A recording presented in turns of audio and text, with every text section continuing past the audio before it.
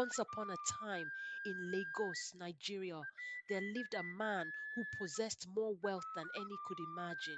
Chief Emeka, a man whose influence stretched across the land like the mighty branches of a baobab tree. With a vast empire of businesses, every word from his lips was law. His mansion, larger than any palace, was a testament to his fortune, designed to house generations of his family. But even as the winds of fortune blew in his favor, Chief Emeka's home held secrets. He was married to Ijoma, a woman of incredible beauty and virtue. Their marriage was blessed with two sons, Ifeanyi and Chike, whose futures shone brightly. Yet beneath the surface, a storm was brewing. Ijoma said softly, Emeka, you've barely touched your food. Are you all right? Chief Emeka, distracted, reply, I'm fine, Ijoma. I just have a lot on my mind. Due to Chief Emeka's wealth, most women in Lagos were willing to do whatever it takes to date Chief Emeka. But Chief has a weakness, his love for lighted skinned women. He is a womanizer who cannot stop cheating on his wife. He was warned when he went for his yearly divination that his Ori does not align with fair women, to stay away from them, that any time he sleeps with one, his wealth will be depleted. Chief Priest sternly said, Chief Emeka, the spirits have spoken. They have warned you before, and I will warn you again. Stay away from women with fair skin. If you continue to give in to your lust for them, your wealth will wither like a tree in a drought. Chief Emeka, being dismissive, said, I have heard this before, but what harm could come from admiring beauty? My wealth is secure. Chief Priest, talking ominously. Each time you lay with one of them, your wealth will slip through your fingers like sand. If you ignore this warning again, there will be no going back. So one day, Chief Emeka meets a very beautiful woman called Kyoma. At a club he is always hanging out with his friends with Chief Emeka being charming. Good evening, beautiful. May I join you? Kyoma, smiling. Of course, Chief. I've heard many things about you. They share drinks and conversation. Emeka is clearly infatuated.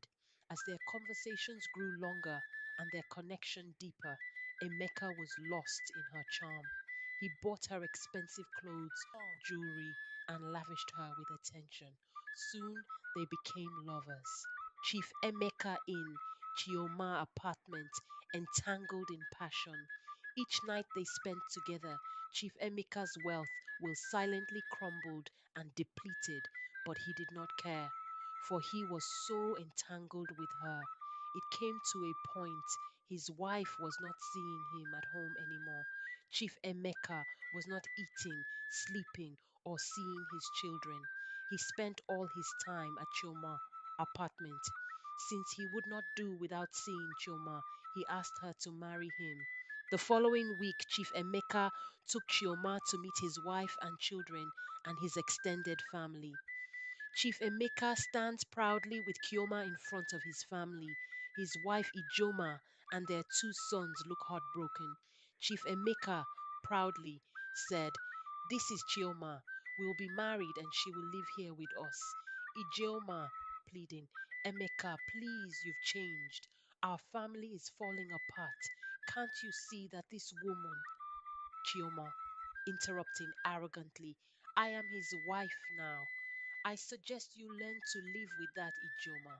Their marriage feast was massive, and a lot of prominent personalities were in attendance. It was a grand celebration.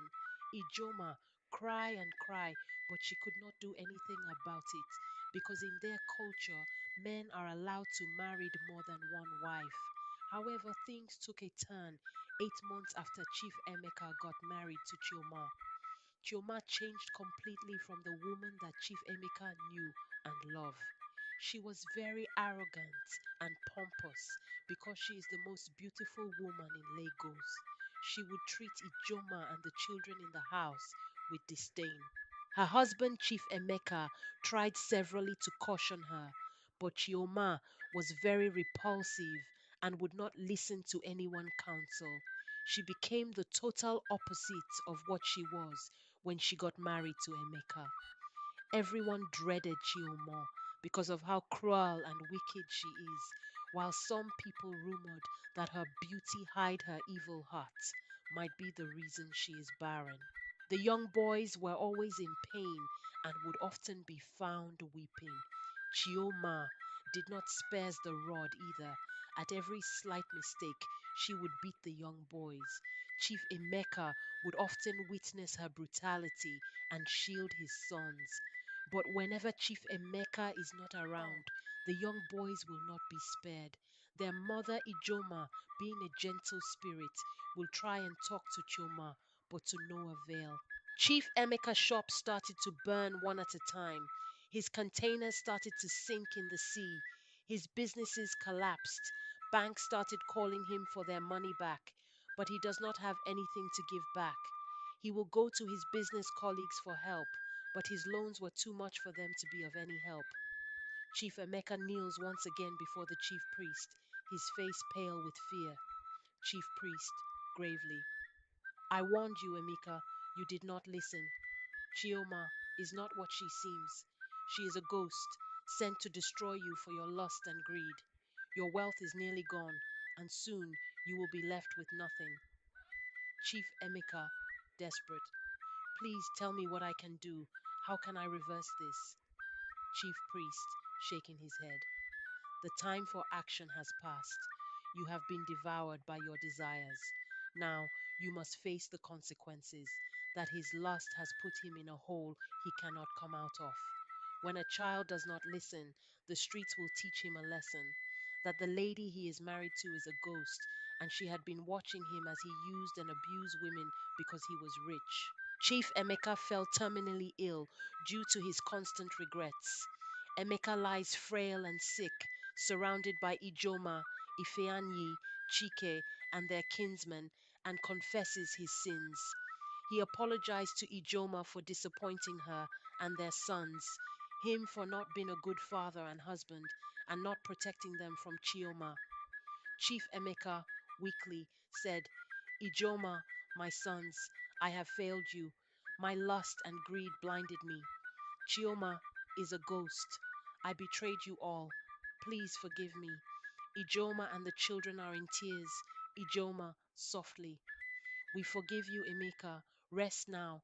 That Chioma is a ghost, and due to his lust for fair woman, Chioma used it against him to destroy him, that men should listen when they are given a taboo against their divinity or head. He begged for her forgiveness. Then he pleaded with kinsmen to always be there for his family after his demise, Ijeoma and her sons crying, Forgive Chief Emeka, her husband. Weeks later, Chief Emeka died. Ijoma, seeing how her husband was behaving, though heartbroken, was wise. She had saved enough to care for her family, and she never needed to remarry. Her sons grew strong, guided by their mother's love. Chioma, now roaming the streets of Lagos at night, her face constantly shifting as she seeks out her next victim. As for Chioma, the lioness still roams, her beauty a trap for those who cannot control their desires. She seeks men who, like Chief Emeka, ignore the wisdom of their ancestors. If you like this story, please don't forget to like, subscribe, and leave a comment.